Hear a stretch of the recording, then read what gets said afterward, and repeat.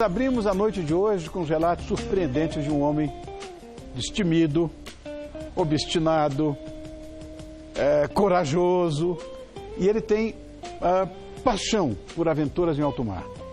E uma coisa que me faz ficar admirado é que o único medo que eu tenho na vida é o medo da solidão. Ele não tem medo de estar sozinho e de encarar os seus próprios medos. Foram mais de 40 expedições à Antártida e 30 anos depois de ter cruzado sozinho, a remo, o Atlântico Sul, ele não define suas conquistas como fruto de boa sorte. Não. E como é bom ter esse cara aqui, eu gosto tanto dele. Amir Klink, obrigado, querido. Não vai se levantar, né? Você tá bom, querido? Obrigado por ter vindo, Amir. Vamos falar do teu livro novo. Vamos mandar beijo à Marina. Ela está assistindo a gente, Marina, um beijo para você, querida. Estou te esperando de volta aqui. Vai virar freguesa. A gente quer saber mais sobre o maior navegador do Atlântico Sul. Quando foi que você começou a se interessar por isso, a navegar? Foi onde você passou a sua infância, lá em Paraty? Primeiro, eu não sou o maior navegador de lugar nenhum. Pelo amor de Deus. Você é referência internacional, amigo. Socorro. O maior navegador é aquele cearense que pesca lá num bastardo, no Ceará, em Camucim, passa 15 dias sozinho no mar, sem instrumento, sem luz. Esse é um grande navegador. Infelizmente, a gente no Brasil não reconhece essas pessoas. Mas eu descobri o mar, na verdade, não foi morando em Paraty, morei muitos anos lá, tenho meus negócios hoje lá. Eu descobri através dos livros. Eu tenho uma paixão muito grande pela literatura. Me encantei com uma coleção francesa que eu li quando eu era pequeno, que chamava Mer Aventure, Mares e Aventuras. Mer d'Aventure. E fiquei fascinado com os relatos dos viajantes que iam para a Antártica e, de repente, um dia, um deles passa por Paraty. E aquilo foi a conexão entre a literatura e o mundo real. Ai, que interessante isso. Eu sei que foram mais de 40 expedições, né, à Antártida. Mas você surpreendeu mesmo quando você fez aquela viagem sozinho pelo Atlântico Sul, a remo. Gente, como é que pode uma coisa daquela? E quando você chegou ao seu destino? Que a sensação deve ter sido uma coisa preciosa. Assim, foi uma brincadeira, eu achei... que brincadeira é essa? Eu achei a ideia absurda quando eu vi falar do primeiro remador que tinha tentado e desapareceu no mar. Falei, que absurdo, o cara vai morrer, morreu. E, de repente, eu me apaixonei pela ideia quando eu descobri que quando você tem uma ideia completamente absurda, com um monte de desafios, mas você encontra uma solução para cada um dos problemas e você consegue ligar as soluções, de repente ela fica possível. E de repente a ideia para mim ficou possível. E aí secretamente fui trabalhando nela e fiz o barquinho e levei o barquinho para a África. E a grande alegria não foi chegar no Brasil. A grande alegria, no fim das contas, foi ter cumprido a minha meta. Eu cheguei 5 dias e 18 horas antes da data prevista. E isso foi uma alegria muito prosaica, cumprir uma meta. Mas eu adorei cumprir uma meta que todo mundo, toda a minha família julgou impossível. Que ninguém só entre nós dois aqui. Você chegou a pensar em desistir no meio do caminho? Depois que você começa uma empreitada desse tamanho, não dá para desistir. E aí eu tentei contar isso um pouco nesse último livro. Na verdade, eu passei por um inferno astral tão contundente e violento antes da viagem. Foram tantos os problemas burocráticos, tanto tamanho descrédito, tantas encrencas na África para poder sair, que no final a viagem era fácil, era só remar. Quer dizer, esse privilégio eu tive no dia em que eu saí da África. Eu falei, Deus me livre, não quero mais encostar na África. Então, assim, o contexto sempre é o que valoriza o que a gente faz. Olha, eu vi o documentário Mar Sem Fim. Eu te falei em off, né, que o que eu assisto mais em televisão é documentário. E eu separei um pedacinho do Mar Sem Fim. Para mim é o próprio Gáudio. E você vai assistir junto comigo. Roda aí, Tatá.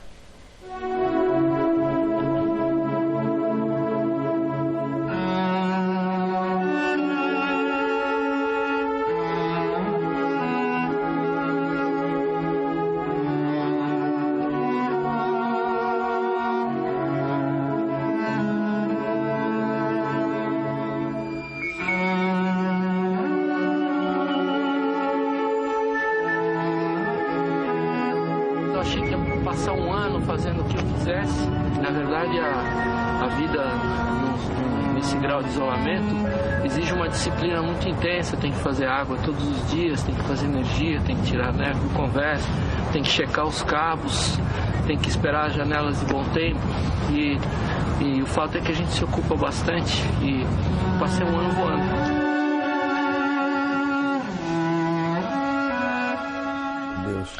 Eu ia perguntar exatamente isso a você, sobre a solidão. Eu confessei já a você agora que é o único medo que eu tenho na vida, é o medo da solidão. Quão meticuloso você tem que ser, porque você me disse, para cada coisa existia uma solução. Mas quão meticuloso você tem que ser para você fazer tantas viagens desse tipo, que não foi uma, né? Foram mas um monte delas. Nessa primeira viagem eu passei 15 meses sozinho na Antártica, 15 meses. Eu nunca vivi a solidão. É uma coisa muito engraçada, eu fui com uma expectativa e voltei com outra. O fato de você ficar fisicamente isolado te faz enxergar quem são os seus provedores. E eu achei que eu tinha morado 15 anos sozinho em Paraty. Eu adorava morar sozinho, escolher as namoradas, dormir a hora que eu quisesse. Eu nunca morei sozinho em Paraty. Sempre que eu abria a torneira de casa, saía água. Eu nunca pensei, quem é que faz a água para mim? Sempre que eu cheguei na minha casa à noite, minha caminha estava arrumada. Alguém arrumou a cama. Sempre que eu apertei o botão, a luz acendia. Quem fez a luz? Quando eu estava sozinho na Antártica, eu tinha que fazer calor, água, luz, cuidar do esgoto, da neve, do gerador, da máquina de derreter neve para fazer. E de repente eu descobri que eu tinha um exército de provedores, tive ao longo da minha vida, que eu nunca reconheci. Todos nós temos, você tem. Que bonito ouvir isso. Eu nunca tinha olhado assim, eu nunca imaginei que só porque eu estou sozinho numa casa, na praça, em Paraty, eu não estou sozinho. Tem muita gente ajudando a gente secretamente, silenciosamente. Essa beleza de navegar só no mar. A gente descobre quem são os nossos provedores. Você pensa neles o tempo inteiro. E você é ocupado o tempo inteiro. E quando você está ocupado o tempo inteiro fazendo essas coisas básicas, o tempo voa. Então, eu adorei a experiência. Eu fui preparado para ficar sozinho na Antártica um ano, e um ano passou como se fosse um fim de semana. Quando eu falo solidão também, numa hora dessa, eu imagino, vai que você, sei lá, se machuca, que você tem um problema qualquer, a quem você vai recorrer numa hora dessa, amigo? A você mesmo, eu sei, mas mesmo esses seus provedores que podem, de certa forma, lhe ajudar em um monte de coisas, não podem trazer a cura. Sei lá, eu estou falando isso de uma forma muito... Estou tentando generalizar para poder justificar o meu medo da solidão. Eu não tive medo do fato de estar sozinho, eu tive medo do fato de não poder consertar alguma coisa que eu quebrasse. A primeira coisa que você não pode quebrar é a sua própria estrutura física. Correto, correto. Então, assim, eu percebi que eu tinha muitos provedores, mas eles não estavam presentes. Quer dizer, se eu fizesse uma besteira, se você quebra um dedo, esse dedinho aqui em alto mar, você não consegue mais subir na segunda retranca no mastro, não consegue risar o primeiro pano e você morre, porque o teu barco vai quebrar, vai se pedaçar na primeira tempestade. Então, você passa a ter um respeito muito grande, primeiro com os teus recursos físicos, depois com os teus recursos intelectuais, o conhecimento que você teve que juntar para poder sair daquela situação, entender onde você está. E eu acho que esse exercício do respeito é muito interessante também. É curioso até porque uma mulher faz isso melhor do que um homem. Para mim, o maior navegador de todos os tempos não é nenhum homem, é a Ellen MacArthur. É uma menininha inglesa de 19 anos que fez não sei quantas voltas ao mundo, não sei quantas travessias.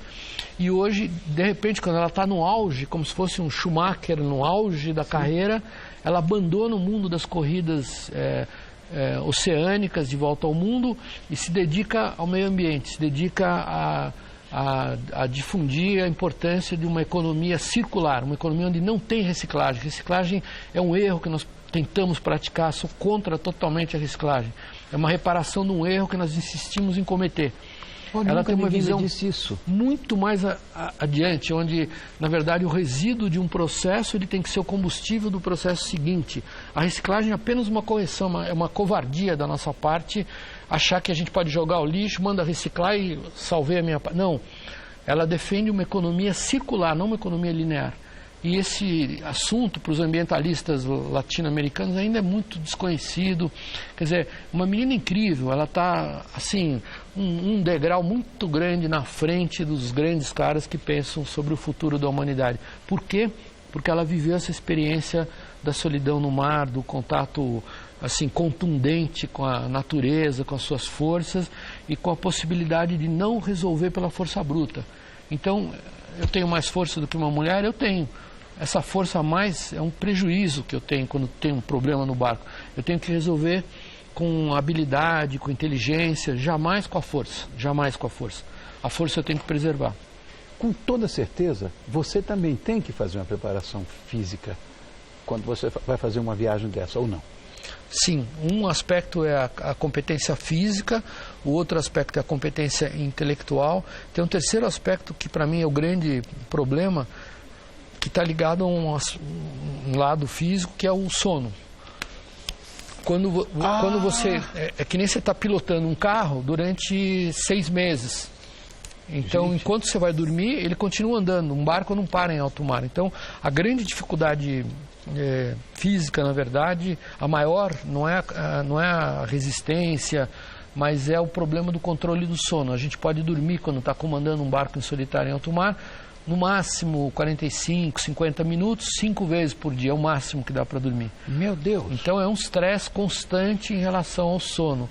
E isso é uma coisa que não dá para treinar antes. Ou você tem habilidade para fazer isso, ou não. E na verdade o que te dá essa habilidade é a pressão externa. Quer dizer, você sabe que enquanto você está lá roncando, o teu barco, o teu mundo, a tua casinha, a tua chance de sair dali, estão navegando na potência máxima, andando. Mas então, você faz paradas estratégicas também no meio do caminho, né? Quando tem, né? Quando você está fazendo uma volta ao mundo sem escala, não tem. No meio do Atlântico, pensando na questão da comida, da água, da própria energia. Tudo isso é uma coisa... A logística em si, isso é uma coisa que me preocupa. E você diz que tudo tem solução.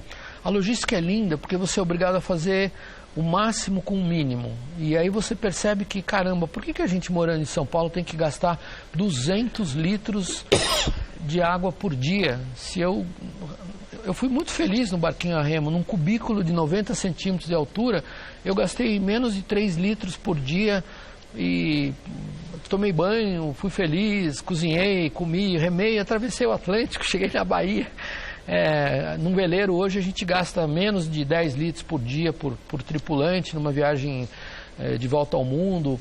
E aí você percebe que, caramba, a gente pode ser muito mais eficiente, a gente pode ter uma vida muito mais simples. E no fundo eu acho que eu alcancei um estado muito interessante, onde a gente projeta soluções, máquinas e viagens, onde a gente busca a essência, fazer o mínimo, desperdiçar o mínimo possível. E eu acho que esse exercício é um exercício muito gratificante. Quando você ficou parado lá na Baía Dore, né? Eu fico pensando nessas coisas todas. Você já passou por muitos apuros, mas o que de mais valioso o mar ensinou para você, amigo? Foi respeitar o tempo. Quando o barco congelou, eu falei, meu Deus do céu, agora eu só saio daqui a um ano. E eu fiquei assustado, eu tinha medo, muito medo. Não é que eu tinha pouco medo, tinha muito medo. Mas ao mesmo tempo eu pensei, caramba, eu realizei meu sonho. Eu queria estar aqui, eu estou aqui, agora só depende de mim, não depende de burocracia, de departamento, de banco, de nenhuma dessas porcarias. É um privilégio muito grande você poder depender da sua própria competência. E um pouquinho de competência eu acho que eu tinha. E eu fui, assim, me virando. Então foi um exercício muito interessante descobrir quanto foi importante o tempo. Meu Deus, olha isso aí. Eu queria, pelo menos, ver a capa de Não Há Tempo a Perder. Vamos mostrar a capa do livro? A capa é horrível, né? Não, a capa tá lindo. Olha aí que beleza. Espetacular. São reflexões desses seus momentos de crise, não? Assim, todo mundo fala, eu sou convidado para falar sobre autoajuda, eu detesto autoajuda, o universo não conspira a seu favor, não conspira, assim, então eu fiz um livro de anti-ajuda. Ai, que legal! Eu tentei falar sobre todas as fraquezas, as dúvidas, o medo, porque, assim, de repente chega uma hora, quando você tem 40 anos, todo mundo fala, pô, o cara é um Deus, vai para lá, tudo dá certo, sempre tem dinheiro. Não, eu nunca tenho dinheiro, estou sempre com encrencas financeiras, estou sempre com dúvidas técnicas, eu tenho muito medo do mar, eu nado mal, por isso que eu faço barcos bem feitinhos, eu não sou um super nadador. Também o que adianta nadar bem no meio do Oceano Índico? Então eu quis fazer um livro, assim, contando a realidade dos bastidores, quer dizer, a dificuldade real, que é o que todo mundo tem em São Paulo, em Lisboa, em Botucatu, em qualquer lugar, no Piauí, quer dizer, o dia a dia é uma luta que a gente tem que abraçar. Eu não vou me mudar para Miami, que nem esses covardes que fogem do Brasil, ou para Lisboa, para Portugal. O nosso país está em dificuldade, eu quero enfrentar, eu vou resolver os problemas com o meu exemplo. Montei os meus negócios aqui, estou mostrando o que dá para fazer. E eu gosto daqui, eu gosto dos problemas que eu tenho, adoro. Eu acho que eu não viveria sem os problemas que eu tenho. Ah, que coisa bonita de ouvir. Olha, ele é um filósofo contemporâneo, além de tudo, né, o Amir? E eu quero, mais uma vez, mostrar a capa do livro, Não Há Tempo a Perder. Desejar a você, Amir, todo o sucesso do mundo com esse livro e com a sua própria vida. Muito obrigado por ter vindo, sou seu fã roxo, já te confessei e publicamente digo mais uma vez. Você é admirável. Um grande prazer estar aqui com você e os seus ouvintes. Obrigado. E todas as minhas mulheres e várias maridas são fãs ardorosas da sua pessoa, do seu programa. Imagina. Um beijo para todas as suas mulheres e um especial para a Marina. Obrigado. Obrigado, eu.